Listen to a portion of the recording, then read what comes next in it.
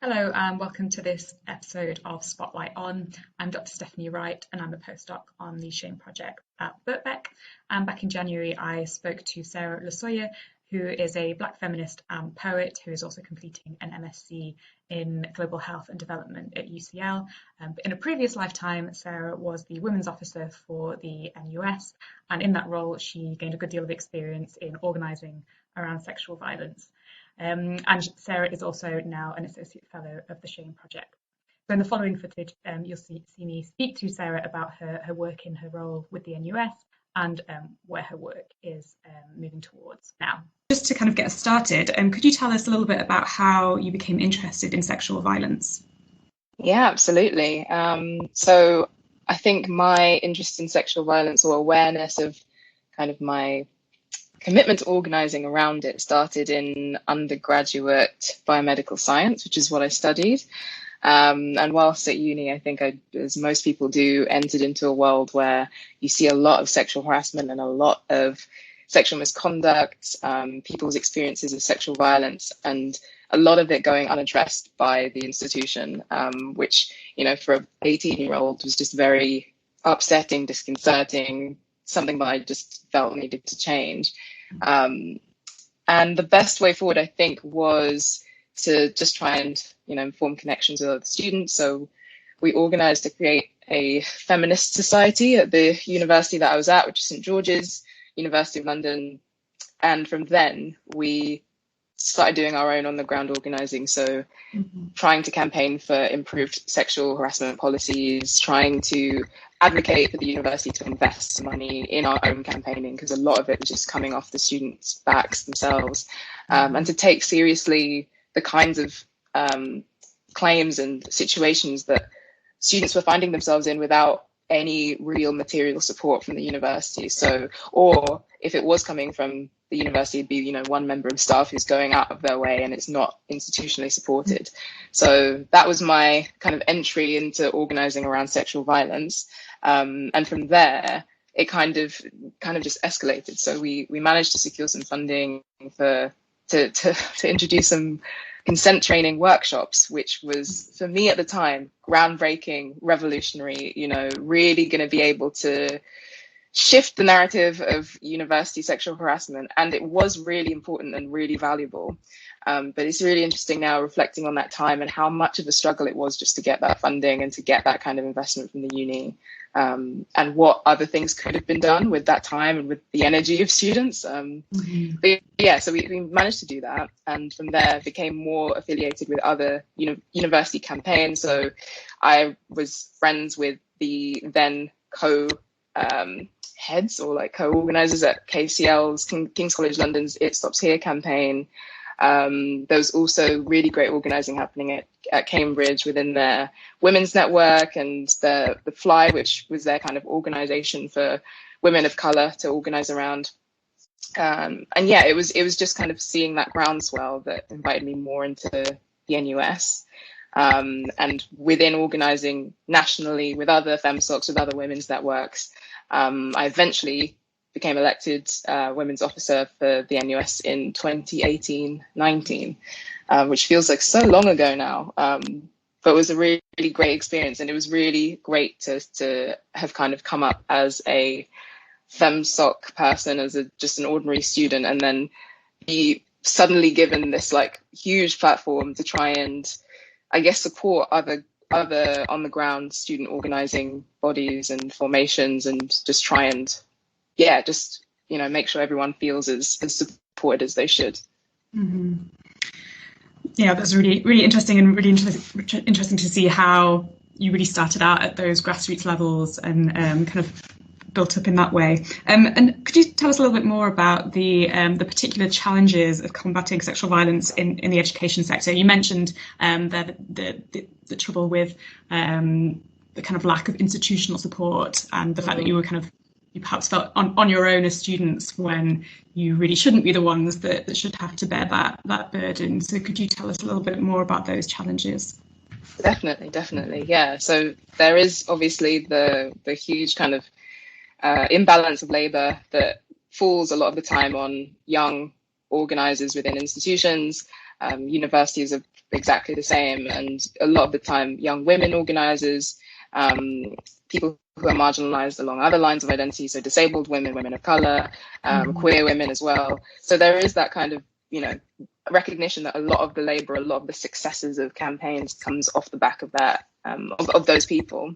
But I think the academy as a whole, institutions as a whole, have a kind of particular fixation on policy, on guidance that they can deliver, something that they can put up on the website or put up, for the trustees and output deliverables, as opposed to the kinds of changes that we want to see, which are like culture change and which are more educational and more about a kind of political education, a cultural education for students that goes beyond what I think now a lot of the I think a lot of universities, say they're there to deliver a service and they're there to deliver fundamentally your teaching and your education, which is true. But I think we've seen it kind of come to a head with the increasing marketization of education, because you see how universities and institutions want to show, their Athena Swan rating and want to show a really successful consent campaign, regardless of whether or not that's had any material effects on students' lives. But it's something that will be a draw for new students and will increase their income at the end of the day. So when you have like student campaigns around a really serious incident, for example, or students organising around sexual violence in a way that makes the institution look bad, there is such a particular kind of sweeping under the rug that is wanting to be done, a kind of minimizing and micromanaging students and saying, we have a reputation to look after. And I think that is a real detriment to challenging sexual violence at its root, because it's never going to be the thing that is valued first and foremost. Student safety, student well-being isn't going to be as valued as it should be under a system where it's trying, reputation comes before anything else. So I think that's one thing that my experience has shown me, and time again we kind of see how if there is a powerful campaign, it's very quickly co-opted into the institution, or sometimes as well it's taken away from those students who have built it. So it's not necessarily the thing that it started off with. It becomes a kind of tick box exercise, or something that is a deliverable that they can put on their website. I'm thinking of if you want to change a sexual harassment policy, that's brilliant, but what comes after that? When you deliver the policy change, are you distributing it? Are you disseminating it in a way that's really going to sink in with your academic staff and your wider staff and the student body? Are you advertising in a way that makes it even accessible and makes people recognize that this is something that the institutions stand by and you'll be supported through as well? So you won't just be you as an individual being interrogated and then may or may not have an outcome at the end of it. All of those questions, all of those kinds of concerns and like really essential questions kind of are forgotten a lot of the time. I think those are the major challenges. Mm-hmm. And it sounds like a lot of them are pretty structural, so very kind of difficult to combat, really. And given that, I mean, this is a very difficult question, but what in your view is the best approach to tackling sexual violence, both within the context that you've just described in higher and further education, but also more broadly in the UK? I think one thing that I'm really grateful for the experience of working within the education sector is that, it showed me how our current societal conversation around sexual violence and sexual harassment is how do we respond? How do we respond to these incidents that are inevitable? And I think education showed like the real groundbreaking work, the real work that offered any answer that was worth listening to, were preventative actions, were actions that were thinking about, okay, what are the root causes and the underlying cultural issues that produce a society wherein we have instances of sexual violence across campuses, across society, and also the lack of structural integrity to deal with cases properly when they do arise. But I think the shift in focus that's really necessary to change a mindset around how we approach sexual harassment and sexual violence, I think it was just really valuable to learn that. So I think that generally a preventative response is just so much better. I think any response to violence after the fact is already too late, always. So how do we think about those difficult questions about, okay, what are the mindsets people are coming into education with, higher education with, or further education with, and how do we make sure that we're doing everything we can to undo really harmful ideologies, undo kinds of experiences that might have consolidated specific kinds of gender relations with people, and really invite people and create a space wherein people can think about what transformative gender relations look like, and not necessarily ones that are inherently, imbalanced in terms of power, or ones that mean or necessitate that sometimes violence will happen and we should just be okay with that. And those are hard. Those are really complex questions to ask. But I think so much of the best work out there is happening in those kinds of organizing spaces and social formations where it's just no presence of the institution whatsoever, and usually just really incredibly well-minded, deeply committed to political education students or people, just trying to invite those questions and conversations wherever they feel, strategically it's going to have some kind of result. So I think within the education sector, I mean, just strengthening that kind of work where you can, if you're someone who works within the academy, making sure that, the kinds of labor, the kinds of attention that you're giving to this kind of work is going to those kinds of places, as opposed to maybe things that are going to have less of a material effect on students' lives, but look very shiny and glossy. And I think broadly as well, taking a lot of our learnings from social organizing groups and community organizing groups that are really committed to this work and do it voluntarily every day, and like live their lives thinking about those kinds of preventative conversations and transforming different cultural environments in terms of culture, and then also thinking about transformative justice and thinking about, okay, so the response to violence that we currently have, we know does not end violence.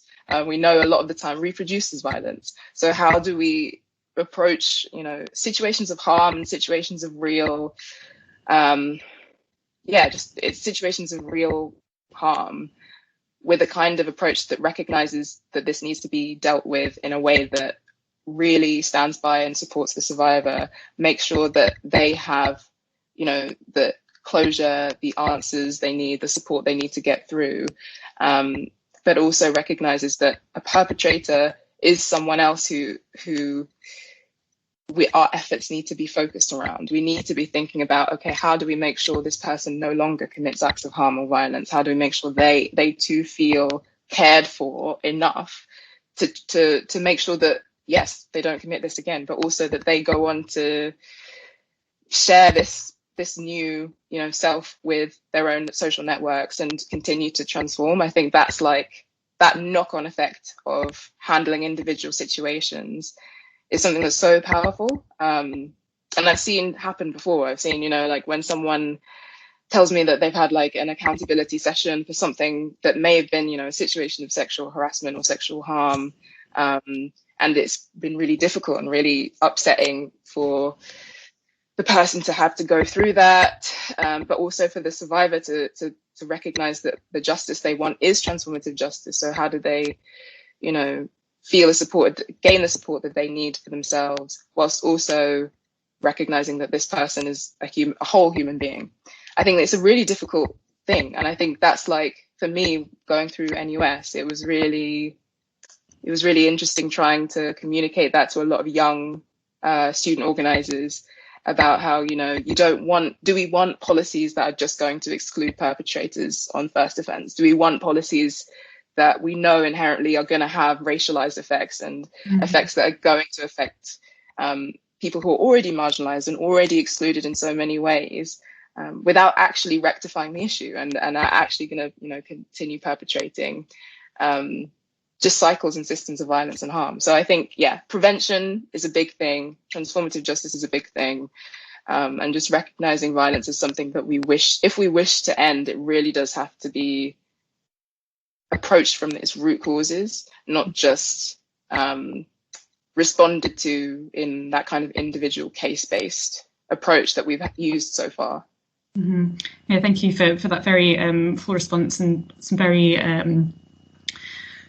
kind of thoughtful ideas on perpetrators, which is always a very kind of sensitive topic, but the kind of victim-perpetrator binary isn't always helpful for actually breaking those cycles of violence that you describe. And you kind of moved away a little bit now from organising around higher education and sexual violence within higher and further education. So just wondered if you could say a little bit about what you're working on now, and Yeah, definitely. So I'm no longer NUS Women's Officer as of 2 years ago now. And since then, I started doing a master's in global health and development, which has been really insightful. So health is kind of my area of interest very broadly, but within that, I'm really committed to a kind of public health, global health that really looks at violence as a public health issue and looks at it as something that we have to approach with the same kind of care and compassion and thought and, insight that we do with other public health issues. And I know, there's a long history of scholarship in that field, and, so many people have been doing this work for years. So it's a really exciting place to be.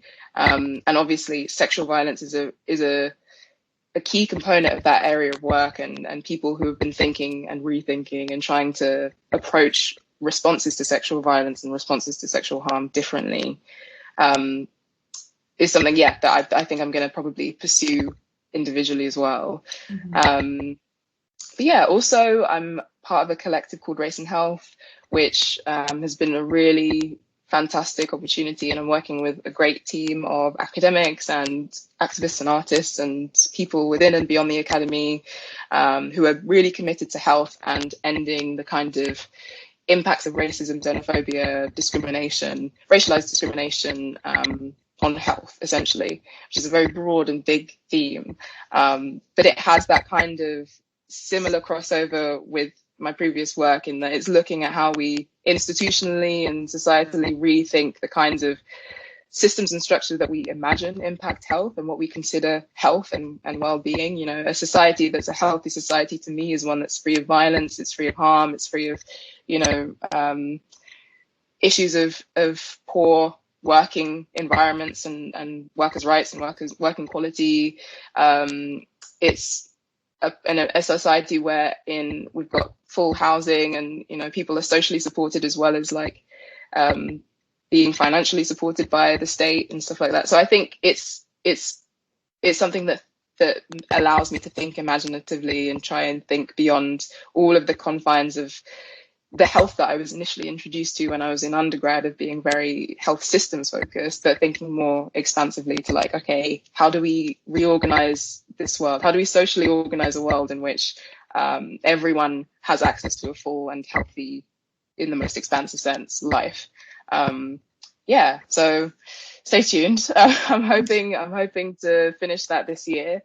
And my dissertation topic, I'm hoping to look specifically into the effects of incarceration on health, and again, health in its most expansive sense. So as informed by all the kind of thinkers in transformative justice and abolition that I'm very minded towards and grateful for, I'm hoping that within health we can start to have a discussion of okay, what do punitive responses to harm, what do they do to us as a society, to the individuals? Do they have the kinds of effects that we socially imagine that they're actually having, or are they actually causing more harm than good? I can't draw any conclusions as yet, but hopefully by the end of that dissertation project I'll have some kind of inkling, and just kind of keep pushing that kind of work. That sounds very, very exciting work, and I think we all look forward to hearing what your findings are, and to seeing where your work goes beyond the masters as well. So thank you very much for speaking to us today, and best of luck for the future. Thank you. Thanks so much.